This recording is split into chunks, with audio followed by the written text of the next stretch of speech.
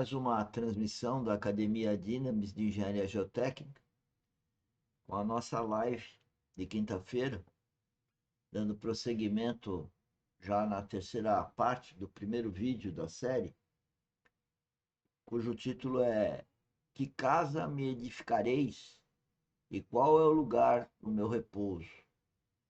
Bom, para explicar aí para quem não compreende muito bem, é Deus, né?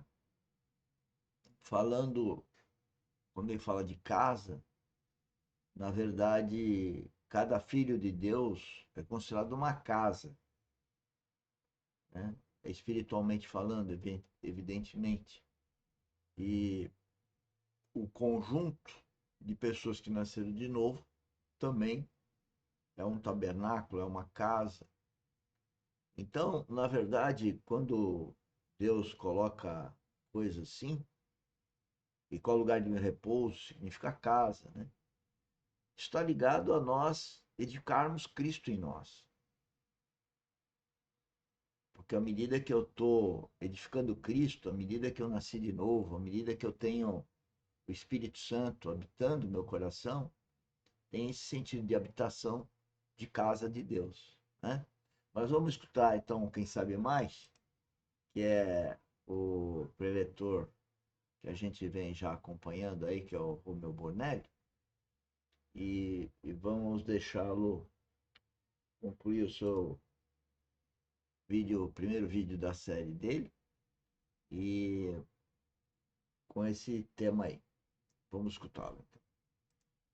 O teu único filho, Isaac, a quem? Quando os dois sobem. A história ele estava falando de Isaac, que é o filho de Abraão, e que Deus pediu para consagrá-lo, né, para Deus, porque como ele teve esse filho com muita idade, ele já estava querendo achar que o filho era dele, vamos dizer assim, né? E na verdade nada, nem o nosso corpo é nosso, todo de Deus. É o sentido espiritual. O sentido espiritual é superior à questão natural, é um sobrenatural. Por isso poucos entendem esse objetivo que o próprio Jesus Cristo veio para nos dizer, que é o reino de Deus, né? Mas vamos ouvir então o preletor que sabe falar mais e melhor. Sobem para Moriá, nós temos um Abraão que confiava nas promessas de Deus. Depois que eles descem de Moriá, medite sobre isso. Nós temos um Abraão que confia no Deus que fez as promessas. Há uma grande diferença. Você confia nas promessas de Deus? Tem um passo a mais. Cada uma delas pode ser tocada. Porque o nosso chamado é para que conheçamos e confiemos no Deus que faz as promessas. E porque não tem ninguém superior para jurar, jura por si mesmo. Então, esses três elementos, pelo menos, nós temos esse texto aí. Agora precisamos avançar um pouquinho.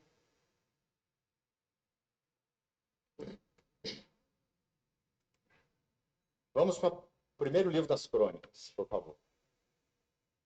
Abra em primeiro Crônicas, por favor, capítulo 21.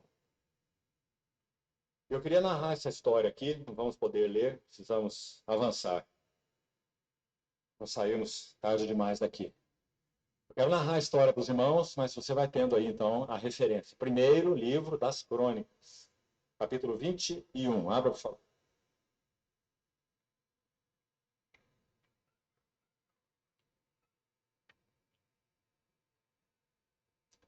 Davi está numa hora muito importante da sua vida aqui, porque é dito nesse texto, primeiro versículo, que Satanás se levanta contra Israel e incita Davi a levantar os cetro. Um dos seus homens fortes, seus comandantes, chamado Joabe, repreende a Davi generosamente e diz: meu senhor, todos são servos do meu senhor, para que levantar censo? Não faça isso. Isso será um grande mal diante do Senhor. Joabe compreendeu o que Davi não compreendeu. Levantando o censo de Israel, havia ali 1.100.000 homens capazes de manejar a espada, de sair à guerra, um tremendo exército. Então isso, sem dúvida, foi um ato de soberba do coração de Davi, sem dúvida nenhuma. Como que então ele levantando seu poderio, para de alguma maneira então se gloriar naquilo que significava esse exército. Isso foi mal diante do Senhor e o Senhor então vai julgá-lo. E se você ler a partir do verso 7, tudo isso desagradou a Deus pelo que feriu a Israel. Então, no verso 10 em diante, você vai ver que Gade, o vidente, vai procurar Davi. Ele diz que então Deus iria julgar Israel por causa da atitude do seu rei, Davi. Ele deveria escolher. Olha que interessante esse verso 12. 3 anos de fome seria a primeira possibilidade que Deus deu para Davi escolher qual seria o juízo. Deus teria que julgar essa atitude de soberba do coração. Ou 3 anos de fome, ou 3 meses entregue aos adversários. Está tudo aí nesse verso 12. Ou 3 dias em que a espada do Senhor ferisse a terra. Vamos pensar um pouquinho. Talvez Davi pudesse pensar assim: 3 meses de fome não vai ser nada complicado, porque afinal de contas, olha o tamanho desse reino. Quem sabe já houvesse até algum tipo de provisão lá, que se fosse bem racionada, eles podiam passar os 3 anos de fome. Né? Uma estratégia. Ele poderia ter concebido isso. 3 meses diante dos inimigos. Mas ele tinha um exército poderoso e numeroso. Né? Então, será que não vale a pena escolher esse segundo juízo e dizer, vamos à guerra? Né? E vamos ver o que vai dar. Eu tenho um poderoso exército. Eles tinham homens lá que com uma lança mataram dezenas. Você conhece a história dos valentes de Davi. Mas olha qual foi o juízo que Davi escolheu. Um sobre o qual ele não poderia fazer nada. Porque não é fome e nem inimigo. Certo? É a ação direta da mão de Deus com peste na terra. Ele não teria nada para fazer. Nada. Ficaria com as mãos amarradas. Por que ele escolheu então esse juízo? Ele vai dizer, porque eu quero cair nas mãos do Senhor. Porque, apesar desse ato desagradável que Davi cometeu contra o Senhor, ele conhecia as misericórdias do Senhor. Então ele diz, caia eu nas mãos do Senhor. Então o juízo começa. Você vai ver que um anjo se apresenta em direção a Jerusalém com uma espada desembainhada. A cena é impressionante. Não quero entrar em detalhes para ir no ponto central. Agora vamos lá para o ponto central. Olhe para sua Bíblia, por favor. Olha o que diz o verso 18. Acompanhe, por favor. Então, o anjo do Senhor disse a Gade que mandasse Davi subir, preste atenção, para levantar um altar. Está aí ele de novo, altar, que nós já mencionamos e explicamos lá em Gênesis.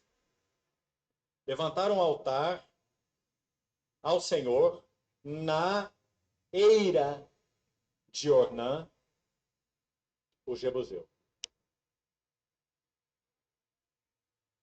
Verso 20. Virando-se Ornã, viu o anjo, e esconderam-se seus 4 filhos que estavam com ele. Agora, por favor, note essa frase. Ornã estava debulhando trigo. Meus irmãos, tem coisas. Veja que é interessante ver o sentido figurativo das coisas da Bíblia.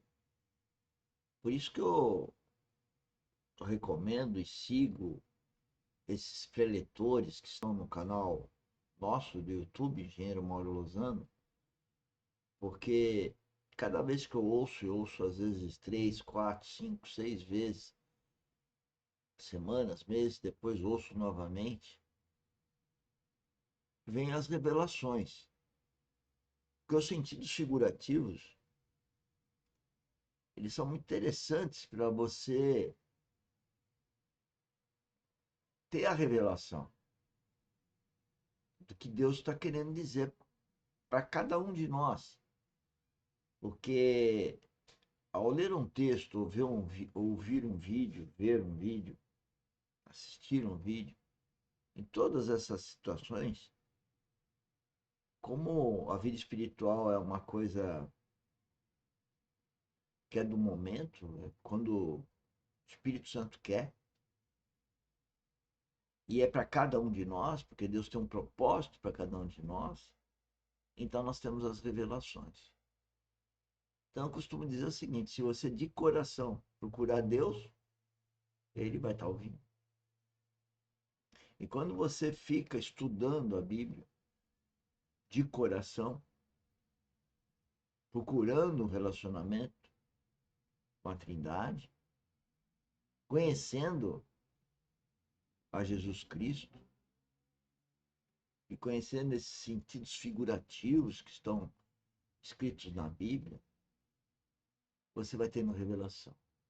É isso que eu queria testemunhar aqui. Vamos prosseguir. Tão interessante.